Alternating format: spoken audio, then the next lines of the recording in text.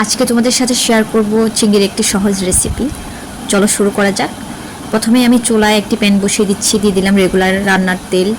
এরপর আগে থেকে পরিষ্কার করে রাখা চিংড়িগুলো দিয়ে দিলাম।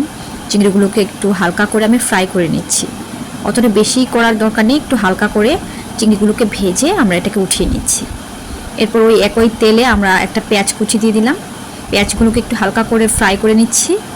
এরপর ফ্রাই হয়ে গেলে আমরা এটাতে একটি টমেটো কুচি দিয়ে দিলাম।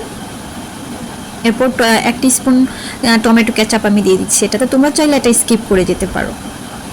এরপর দিয়ে দিলাম 1/2 টিস্পুন আদা বাটা, 1/2 টিস্পুন রসুন বাটা, ভালো করে মিক্স করে নিচ্ছি। সাথে দিলাম 1/2 টিস্পুন গরম মশলার গুঁড়ো, লবণ, তারপরে 1/2 টিস্পুন জিরে গুঁড়ো, 1/2 টিস্পুন লঙ্কা গুঁড়ো, 1/2 টিস্পুন হলুদ গুঁড়ো।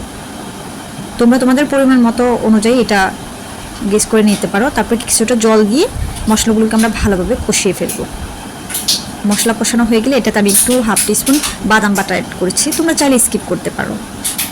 তারপরে এটাকে আগে থেকে ভেজে রাখা চিংড়িগুলো দিয়ে দিচ্ছি। এই তো জল দিয়ে দিলাম।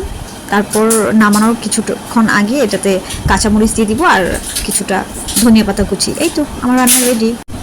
বন্ধুরা, ভালো লাগলে আমার চ্যানেলটি প্লিজ সাবস্ক্রাইব করবে। ঠিক আছে, থ্যাঙ্কস ফর ওয়াচিং।